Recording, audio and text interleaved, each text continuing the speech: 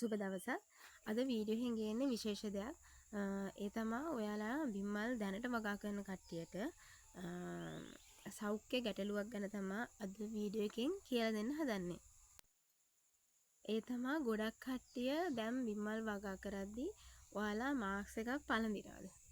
මම දැනට අවුරුදු 3ක් මම මාස්ක් පළඳින්න පටන් ගත්තේ අවුරුදු 2කමාරකින් විතර පස්සේ. හැබැයි වෙන්න ඕන තියෙන දේවල් දැන් වෙලා ඉවරයි. මාස්ක් එකක් පළඳින්න කියන්නේ බිම්මල් වලින් අහිතකර බලපෑමක් එනවා. ඒ තමයි ඔයාලා දන්නවා බිම්මලක් සාමාන්‍යයෙන් පිපෙද්දී දවල් කාලේ හෝ රාත්‍රී කාලයේදී බිම්මලෙන් හඳුන් කුරක වගේ පොඩි දුමක් යනවා. ඒ දුම මනුස්ස ශරීරයට ඉතාමත් අහිතකරයි. මාස්ක් එකක් දාන්න නැතුව ඔය දුම විටින් විට හැම වතාවෙම 365 දවසෙම Tamanට වැදුනහම Taman සදාකාලික ලෙඩෙක් වෙනවා. ඉතින් මේක බිම්මල් හදන එක එක්කෙනාගේ ශාරීරික වෙනස්කම් නැත්නම් ශාරීරික ශක්තිමත් මට්ටම අනුව වෙනස් වෙන්න පුළුවන්. දැන් මම අවුරුදු 3ක් තිස්සේ බිම්මල් කරන්නේ. මම මාස්ක් එක දාගෙන කරන්න අරගෙන දැන් මං හිතන්නේ මාස 6-7ක්. මොකද මට සෙම වැඩි වුණා. හුස්ම ගන්න අපහසු වුණා.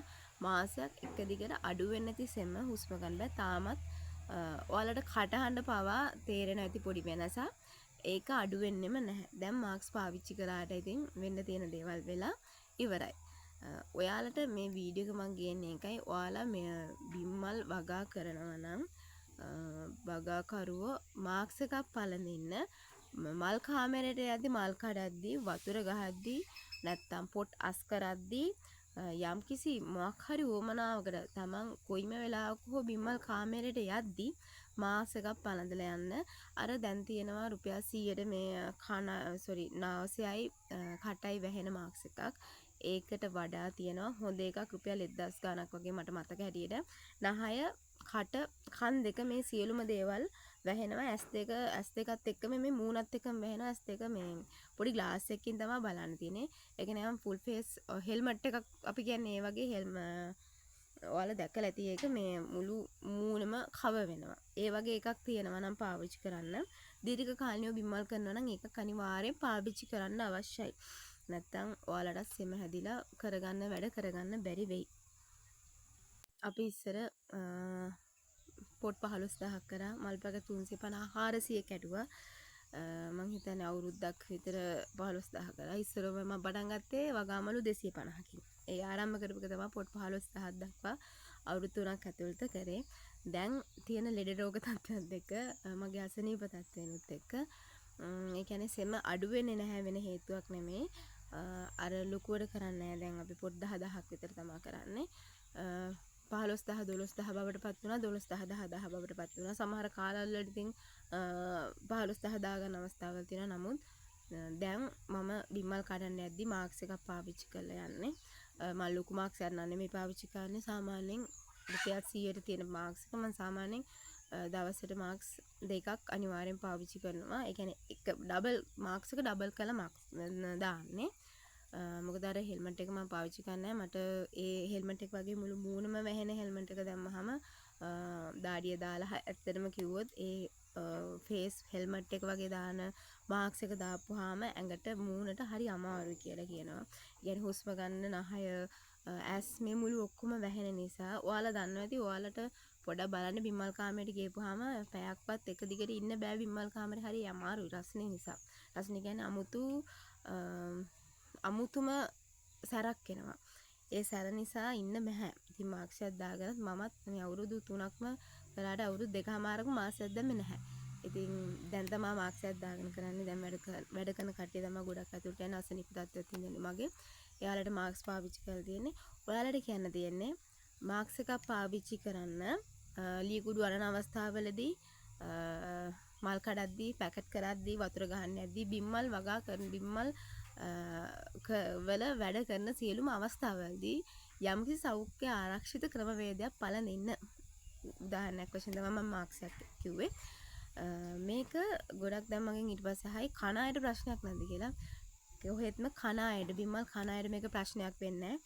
හදන අයට තමයි ප්‍රශ්නේ වෙන්නේ. ඉතින් හදන අය පරිස්සමෙන් හදන්න මාස්ක් එකක් දාගෙන අර නිකුත් වෙන දුම තමයි ප්‍රශ්නේ වෙන්නේ. කඩපු බිම්මල් පැකට් එක නැත්නම් පැකට් කරපු පැකට් කරපු බිම්මල් පැකට් එක දුම විහිදෙන්නේ දුම යන්නේ නැහැ. ඒක කියනවා නැත්තම් පාරිභෝගිකව බිම්මල් කන්න නැතුවත් ඉඳී ලෙඩ හැදෙනවා කියලා. බිම්මල් කියන්නේ සමහර ලෙඩවලට ඇත්තටම ප්‍රතික්‍රියාවක් කියලා කියනවා. කියන්නේ සමහර ලෙඩ රෝග හොඳ වෙන්න තියෙන එක්තරා බෙහෙතක් විදිහට ගන්නවා සමහර රටවල් වල. ශ්‍රී ලංකාවේ නම් එච්චර මේවා කරන්නේ නැහැ බිම්මල්. අර මස් මාළු නොකන කට්ටිය තමයි දැන් වර්තමානයේ බිම්මල් කන්නේ. ඉතින් කන අයට මේක ප්‍රශ්නයක් වෙන්නේ මේක විශේෂයෙන්ම බිම්මල් හදන බිම්මල් වගාගෘහයේදී සජීවී පැලයක් ඔයාලා හිතන්න මේක සජීවී පැලයක් කියලා. ඒ පැලෙන් නිකුත් වෙන දුම තමා හොඳ නැත්තේ. නැත්නම් ඒක කඩපුවාම ඒක තනික අප්‍රාණික දෙයක්. එතකොට ඒ පොට් එකේ තියෙද්දි තමා මේ දුම නිකුත් වෙන්නේ. ඒ නිසා කන අයට කිසිම ප්‍රශ්නයක් වෙන්නේ නැහැ.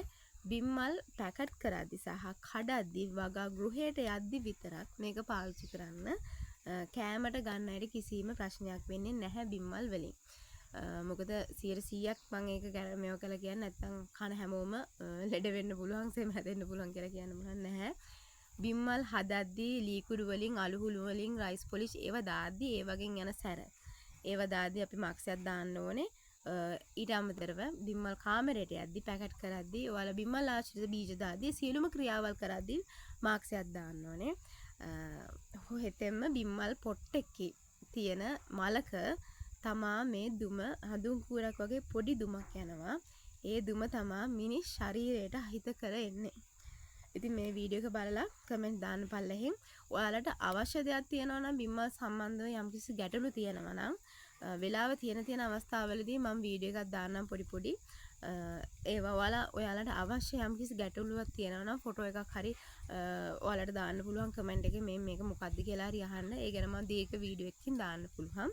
තමන්න තියෙන ගැටලු කමෙන්ට් වල දාන්න. ඒවට උත්තර පුළුවන් හැම අවස්ථාවකම උත්තර මම ඔයාලට කියලා දෙන්නම්.